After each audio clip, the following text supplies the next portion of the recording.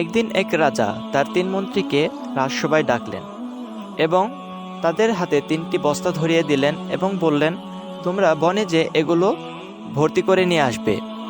তখন রাজার কথা মতো তারা বনে বের হয়ে গেল। প্রথম মন্ত্রী সে চিন্তা করলো, রাজা যেহেতু আদেশ করেছেন, তাহলে ভালো ভালো কিছু ফল রাজার সামনে নিয়ে যাই, রাজা সন্তুষ্ট হবে।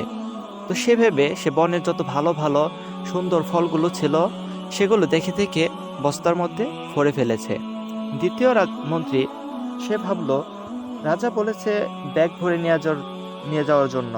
তো সে কি করলো, বস্তার নিচের অংশে পচা ফলগুলো দিয়ে উপরে ভালো ভালো ফলগুলো নিয়ে তারপর রাজার সামনে গেল।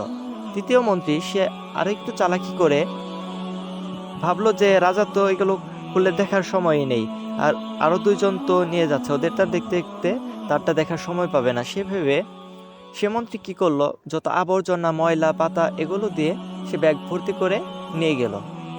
তো নেয়ার সময় রাজা সত্যি তাদের একজনের ব্যাগও খুলে দেখলেন না। তখন রাজা বললেন, আমি তোমাদের প্রত্যেকের বস্তা ভরে আনা দেখে খুশি হয়েছি, এবং তাদেরকে আদেশ করা হলো যে যে যা নিয়ে গেছে এগুলো সহ তাদেরকে 1 সপ্তাহের জন্য কারাগারে বন্দি করা হবে। তখন রীতিমতো তাদের কথা অনুযায়ী 1 সপ্তাহের জন্য প্রত্যেকের বস্তা নিয়ে কারাগারে বন্দি করা হলো। তখন প্রথম যে মন্ত্রী সে তো ভালো ভালো ফল নিয়ে এসেছিল, সেগুলো খেয়ে অনায়াসে 1 সপ্তাহ কাটিয়ে দিয়েছে। দ্বিতীয় যে জন, তার সেখানে ভালো কিছু ফল ছিল, সেগুলো 2 দিন খেতে পেরেছে। বাকি যে ফলগুলো পচা ফল সেগুলো খেয়েই সে অসুস্থ হয়ে পড়েছে। আর তৃতীয় জন সে 7 দিন না খেতে পেরে সেখানে মারা গেছে।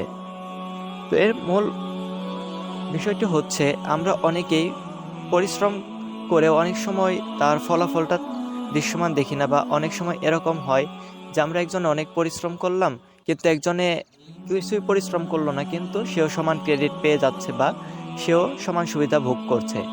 তো পরিশ্রম এটি কখনোই বৃথা যায় না, সেটি আমরা এই গল্পের ধারা প্রকাশ পায়। আমরা যাই করি না কেন সেটা কোনো না কোনো জায়গায় যায় এক পর্যায়ে সেটি প্রতিফলিত হবেই।